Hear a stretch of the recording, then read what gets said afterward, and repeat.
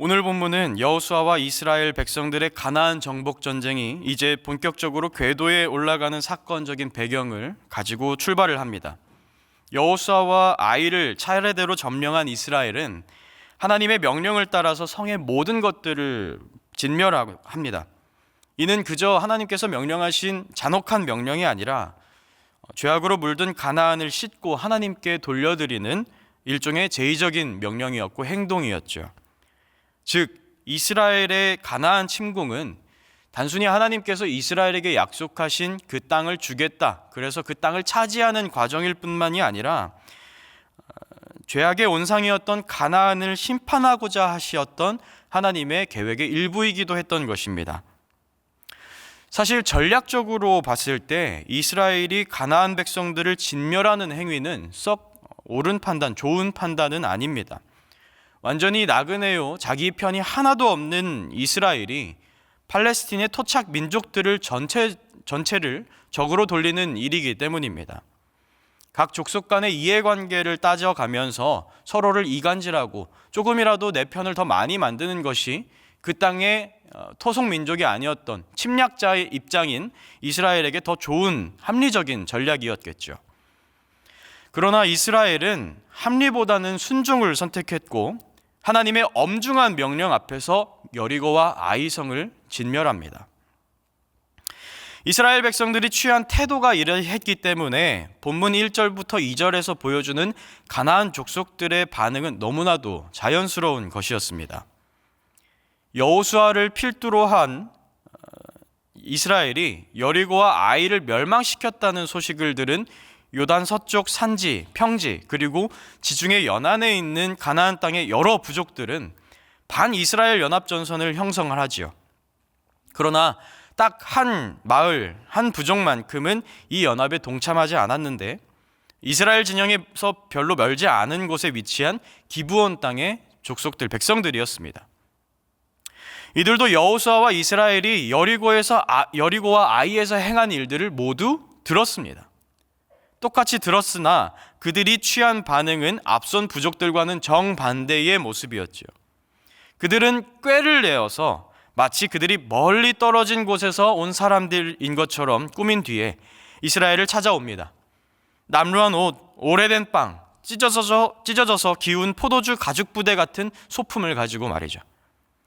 뿐만 아니라 그들은 의도적으로 여리고와 아이성의 전투 이야기는 배제하고 비교적 오래된 사건들인 출애굽 사건, 그리고 요단강 동편의 시온과 오객에서 승리한 사건들을 언급하면서 그들이 최신 소식을 듣지 못하고 오래 걸리는 먼 곳에서 온 사람들이라는 것을 강조합니다.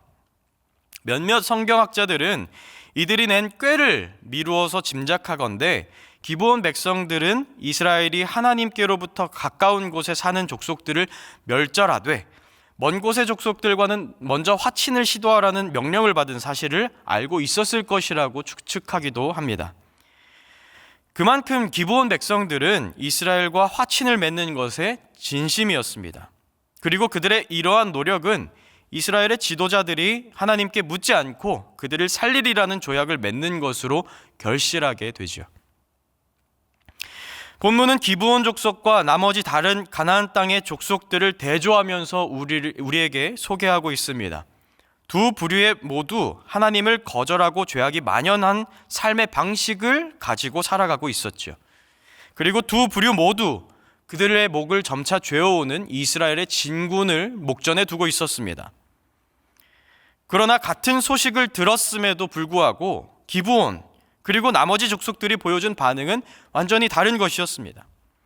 이들 중에서 우리가 생각하기에 상식적인 반응을 보여주는 부류는 누구입니까? 기브온을 제외한 나머지 가나안 족속들의 반응이죠. 내 집에서 내가 잘 살고 있는데 갑자기 집에 침입한 강도가 내 소유를 빼앗고 내 목숨까지 위협한다고 한다면 가만히 앉아서 당하고 있을 사람이 어디 있겠습니까? 당연히 강도와 싸워서 내 것을 지켜야 하겠지요. 그런데 기브온 백성들을 보십시오. 그들은 이스라엘과 화친을 맺으려 합니다. 아니, 심지어 동등한 위치에서의 화친이 아니라 이스라엘의 종이 되겠다라고 말을 하고 있습니다. 정당한 나의 소유인 내 것을 빼앗기게 생겼는데 왜 침입한 강도와 협상을 해야 됩니까? 왜 내가 당신들의 종이 되겠다고까지 하면서 그들과 조약을 맺으려 하겠습니까? 당연히 나머지 족속들처럼 투쟁하며 내 것을 쟁취하고 지켜야 하는 것이 당연한 일이지 않겠습니까? 그러나 이러한 행동은 본문 속에서 이루어지는 일련의 사건들을 단순히 이스라엘 백성들이 가나안 땅을 침략했다는 관점만을 가지고 있을 때 나타날 수 있는 반응입니다. 앞서서 이야기했던 것처럼 이스라엘의 가나안 정복 전쟁은 단순히 땅을 차지하기 위해서만 이루어진 전쟁이 아니라는 사실에 우리는 집중해야 됩니다. 이는 하나님께서 가나안을 심판하시고 그 땅을 다시 거룩하게 구별하기 위해서 이루어 가시는 일이었지요. 여리고성에서 이스라엘 스파이들을 숨겨줬던 라합이 그들을 만나서 했던 말을 기억해 봅시다. 여호수아 2장 9절에서 11절 말씀은 이렇게 이야기합니다.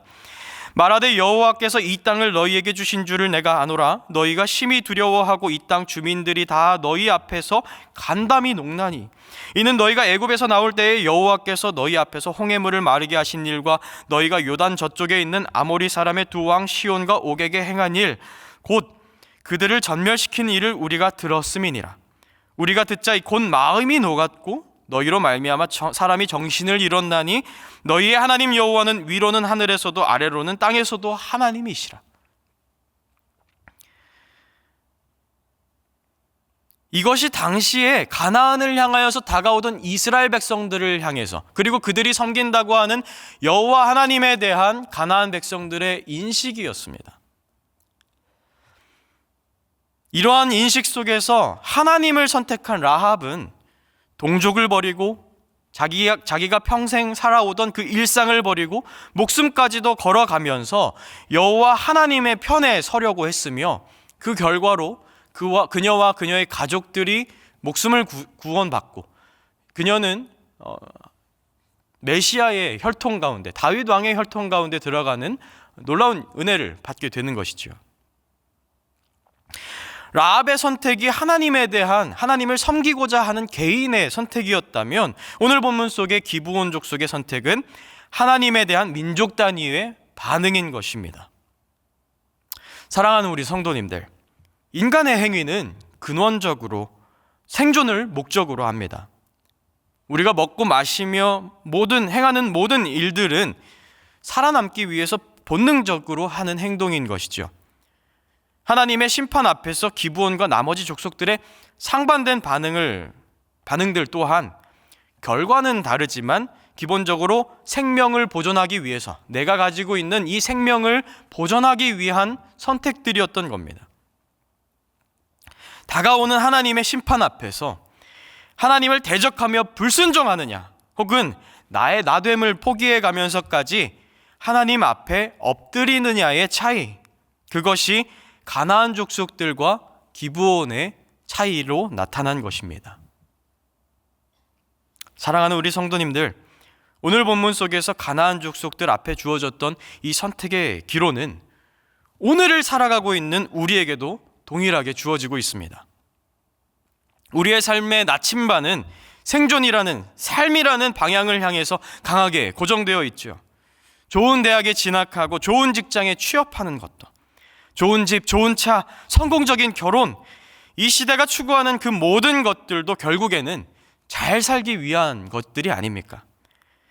세상은 우리에게 잘 살기 위해서 이 모든 것들을 추구해야 되고 어떤 수단과 방법으로든지 기회를 잡아야 되며 손에 쥔 것들을 놓쳐서는 안 된다, 포기해서는 안 된다라고 속삭이고 있습니다.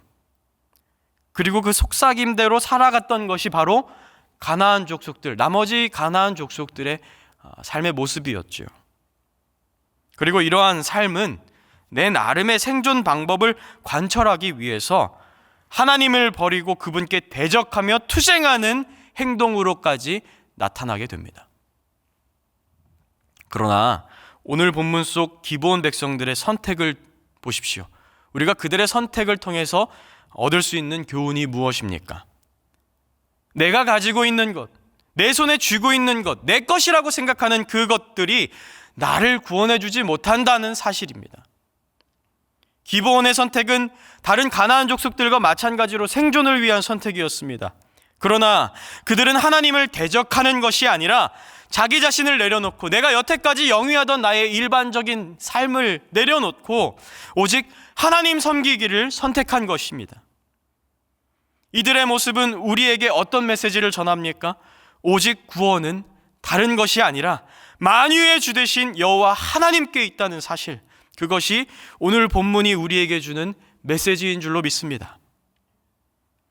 기브온의 선택은 당연히 내가 누려왔던 것들을 포기하는 선택입니다. 여태까지 내가 누려왔던 것들, 내가 당연히 주장할 수 있을 것이라고 생각했던 것들, 심지어는 나 자신을 내려놓고 포기하면서까지 내리는 하나님을 선택하는 선택입니다. 그리고 그 선택을 통해서 기브온이 구원을 받죠. 어찌 보면 어떤 사람들은 이게 무슨 일이냐, 이게 무슨 구원이냐라고 얘기할 수 있습니다. 어떻게 나를 포기하면서 나를 버리면서까지 받는 것이 구원이라고 할 수 있느냐. 그런데 이와 아주 똑같은 그림이 이스라엘 역사의 말미에 나타나지요. 바로 바벨론 유수 사건입니다.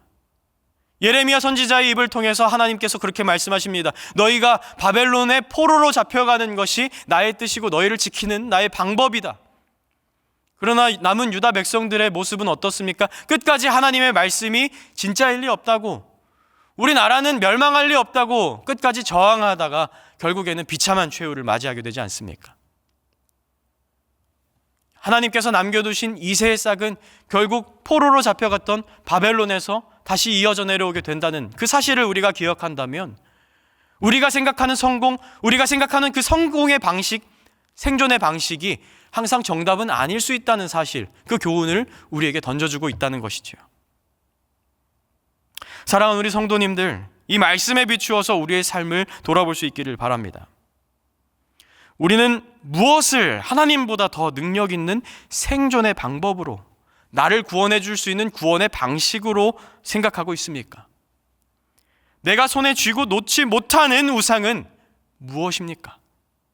만일 우리에게 우리 손에 꼭 붙잡고 놓고 있지 못하는 하나님 아닌 다른 것이 있다면 이 시간 주님 앞에서 그 모든 우상들을 내려놓을 수 있는 용기와 결단이 우리 가운데 생겨나기를 소망합니다.